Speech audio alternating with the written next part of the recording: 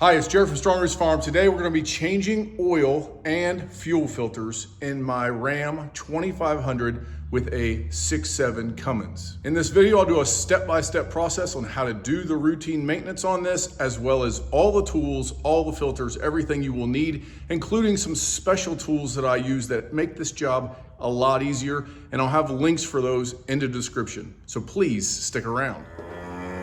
All right, first, as we get started, we're gonna do a tool inventory list. So your standard towels, gloves, some kind of an oil basin, all those things are gonna be necessary for this job. Now, depending on what model and what modifications you have to your truck, this truck will hold around 13 quarts of oil. So I have a 4-gallon bucket that I have cut the lip off that is specific just to this job. So make sure you check your oil pan that you have to catch your oil. This is quite a bit of oil compared to a standard car. Today, we will be using Fleetguard Oil Filters and Wix Fuel Filters. These are the only two brands that I particularly trust. I don't care what you use as long as it fits your truck. So make sure you check into it. This is an LF 16035 Fleetguard. I got this from Amazon. The link will be in the description. And my Wix filter is a WF 10112. And there is also the Enter fuel filter that goes up around the manifold that you'll need as well. So there's 3 filters to do today's job. There are also 2 special tools that I use for this specific job. One is my oil filter cap. And when we change the oil filter, if you've never done this before, it's really a pain in the butt. It comes off easy, it's easily accessible, but to get it out, you have to turn it sideways. And typically some oil comes out. So this oil filter cap, which is down in the description, is very handy. And I would not do this without this cap unless you want to make a huge mess. The way to do it would be to plunge the oil filter with a drain plug. That is a lot of work. If you have one of those, that will work as well. The other special tool I use is a Lube and Lock 6-inch fine needle extender. So there is a special grease fitting underneath in the drive shaft that we will also do at every maintenance. This tool makes it very handy. I've used multiple different tools for this in the past. Since I bought this specifically for this one truck that I have, I only use this tool. This is the best thing I have found to get to that stupid grease fitting. Bad design on my part, Ram, fix that grease fitting. But to do it right, I use this. In all of my vehicles and all of my tractors, I only trust 2 brands of oil. You can choose whatever you like. It is 1540, but I choose the Rotel, which I buy at TSC and Rural King. Those 2 places have 5-gallon buckets or 2.5-gallon jugs, and it's typically cheaper. So just a helpful hint there. I also use Lucas engine oil stabilizer. I only put that in my tractors and my diesel trucks. I don't put it in vehicles. The other brand of oil that I use on some of my equipment is AMSOIL. You can use whatever you want. Don't argue with me if you don't like it, but that's what I use, and that's what we're gonna be doing today. So step 1 was gather all your stuff up. You will also need a ratchet. This is a 3/8-inch drive ratchet for your plug. You can use an extender if you would like, but there is no nut. It's an actual plug-in from your ratchet that will release the nut for the drain plug. So we have our engine warmed up, which I recommend you do. I actually drove it into town to pick up stuff for another job. Let it sit here for about 10 minutes to cool off so it doesn't burn me. Release the drain plug from the top, put my oil filter or my funnel in the top, and now we're gonna go underneath and drain the oil. All right, underneath at your oil pan is your drain plug. It's fairly easy to get to. You can see my bucket fits right underneath of it. I have my ratchet. I'm gonna remove this plug and let the oil go into the bucket. Simple. Oil is draining into the bucket. We'll let that go for about 10-15 minutes because I'm not in a hurry and I'm in my own shop. And I do not have a lift, as you can see. I'm doing this all from the ground. I do recommend you use latex gloves. I buy these at Harbor Freight. That's the best place I can find. And I also have a floor creeper. You don't need that. You can shimmy under there just fine. It's just an added help. Now, while my oil is draining, I'm going to go to the rear and do the rear fuel filter. So I'm gonna drain that down. For this, I just have a simple piece of 3/4-inch rubber hose. You don't need this, but it does help from making a mess. You put this up on the drain, which you'll see in a second. The oil or the fuel filter is located right in front of this rear axle. So we're gonna go down on our creeper. We have another oil pan and then this hose, and I'll show you how to do this. All right, we are right in front of the rear axle, and right here is this fuel filter.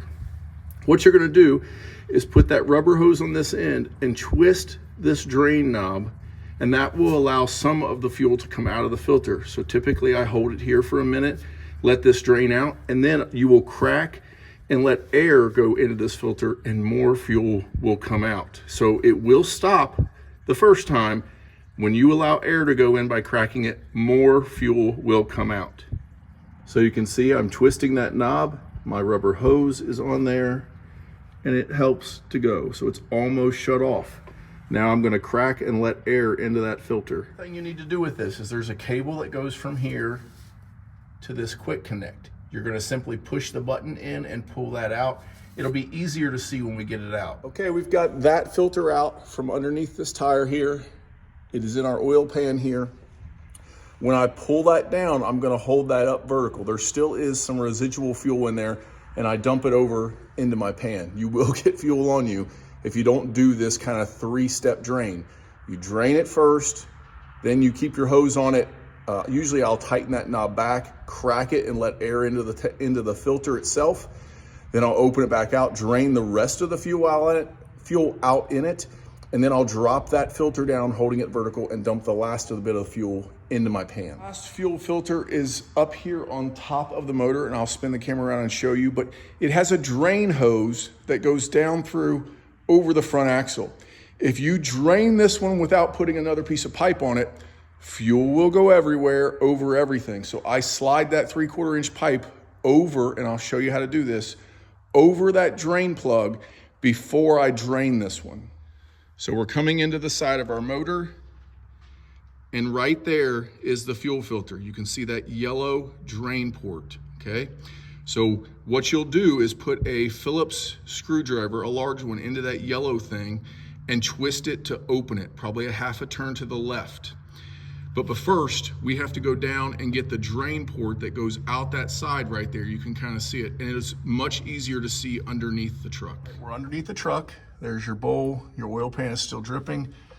Right up in here, that clear line right there is the drain port for that front fuel filter, and it will run all over this axle if you don't put a rubber hose over top of that for it to run into your pan. All right, you can see here, I've put a 1-inch piece of PVC, like just water line. I fed it up over that. So that rubber release line from your fuel filter is probably 3 or 4 inches down in there. And now when I release that, it will run right into my oil pan here. All right, so we're set up to drain our fuel. I have a 28mm socket with a flex bit, a 8-inch or 10-inch extension on my 1/2-inch ratchet, and I have a large screwdriver there to facilitate moving that. So I'm gonna drain it first, let it drain. When it drips, I'm gonna put this ratchet on it, and I'll show you that, and we're gonna take that cap off. That cap should not be that tight, but I have in the past found that taking this just to break it loose does help because of the O-ring.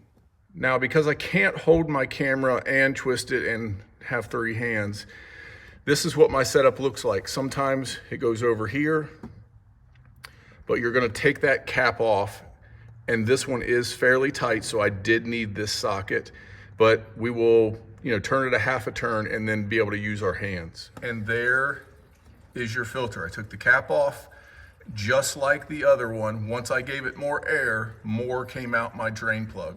We're gonna pull this filter out, and then we'll get to putting stuff back together. So here is your new fuel filter for the top. We're gonna do this one first. We're just gonna work in reverse order now. This is really the easiest one. One thing I wanna show you is that there are no threads here. So when you go to pull this out, it feels really tight, and it feels like you should thread this off. So I do spin and pull, but it's pretty hard to pull out. But just know you're not gonna break anything. Continue to pull this out. It pulls straight up, and this rubber gasket will come off of the pipe that's in there. So we're gonna put this back in, put our cap back on, tighten it back up, close our drain plug, and that section will be done. One thing I didn't show is that you will get a new O-ring with that filter that goes over the housing, so there are male threads sticking up. You'll put that O-ring around. I usually run my finger around and make sure it's in its little track, and then you'll screw that cap back down on top.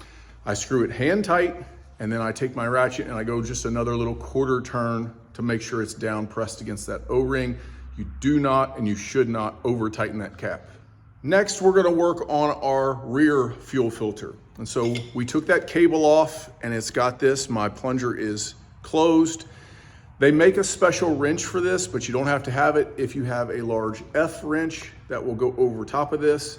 You really have to be careful. Watch garring this up and slipping off. I recommend you buy the tool, but if you have a nice F wrench like this, you can use that. Be very careful taking that off.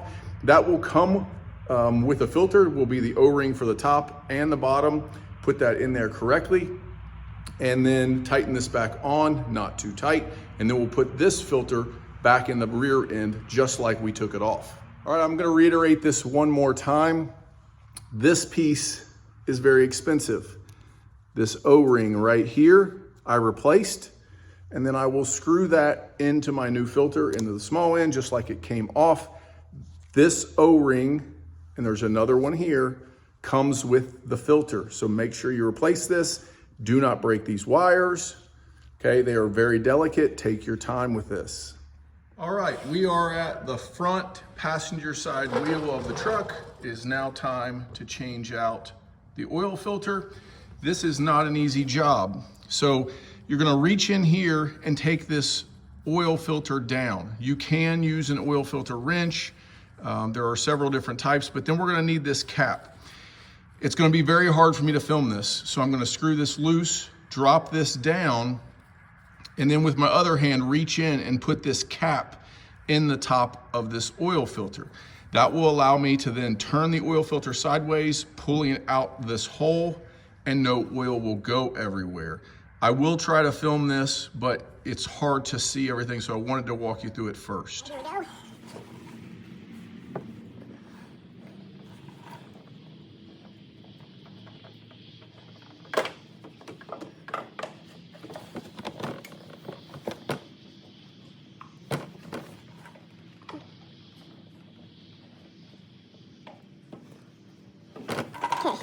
Plug is on. So I apologize if you can't see that really well, but that's the mess you go with this oil filter. And you can see why this tool is crucial, that oil filter plug. Obviously I reuse it over and over. The link is in the description for that. So you're gonna screw that on the top of here and it allows you to hold it sideways as you saw as I pulled it out without a mess. The other thing about letting this thing drain the entire time that I was changing these filters is hopefully anything that was in those lines gets drained out as well, so there's less mess and less drippage. Now I'm gonna put a little bit of oil into this, but I cannot fill it like I would a traditional oil change because I have to turn it sideways to get it back out. So I'm gonna get oil on my ring. I'm gonna put just a little bit of oil, I'll move it around, it will fill the paper filaments, just helps out a little bit. We'll put that back in and then we'll be ready to add our oil plug back. The oil filter is in. The last thing that I do is I write my mileage with a paint marker on the side of my filter like this. You can pick these paint markers up at any auto parts store or any craft store. Any kind of paint marker does well. I have yellow and black depending on the color of the casing of the filter. All right, now we are gonna put our plug back in. So I'm just gonna clean it, wipe it off, inspect it, make sure it's good. Simply pulling the bucket out, putting the plug in, tightening it, and wiping off everything underneath, and then we'll be ready to add our oil back. Now we're simply gonna pour our oil in. I have it in a 5-gallon bucket.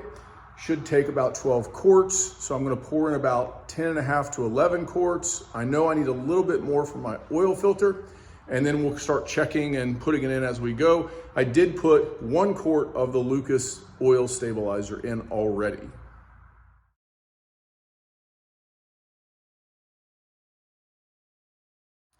All right, that should just about do it. We're gonna go ahead and start the truck up, reset our mileage in our dials.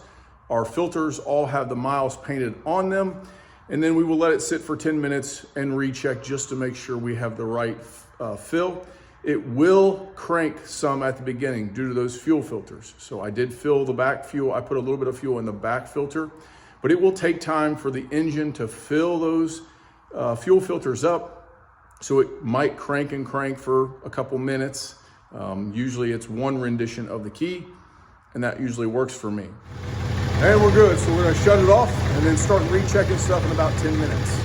All right, next we have to do the grease fitting. And so I have my extension tool right here, and I have a Lube block, or I think this is a Think Work Pro. I like the Lube block brand. This one works well because it's longer and I use it for a couple other things, but I have this special little grease gun that I use just for this job and one job on my manure spreader. But any grease gun will work, but this thing is worth its weight in gold. I apologize, I know this is not gonna film well. You will take this and push that in and hold it tight into the reservoir, the grease push pin, and then you will pump. I usually do about 4 pumps. So this is very hard to film, but it's right in this little crevice. You can see that little push pin area that you'll push the tip of that grease gun fitting up into there while cranking. I usually put 4 pumps in it, and you can go behind it and check if the grease is coming out. So this is your drive shaft, all for your 4-wheel drive. You can take your hand here and turn this until you get to the correct spot. Well, there you have it. I hope this video helped you. Our channel is typically a farming channel, so we do regenerative farming, show how to grow your own food. If you're into that, please like and subscribe. It would help our channel out.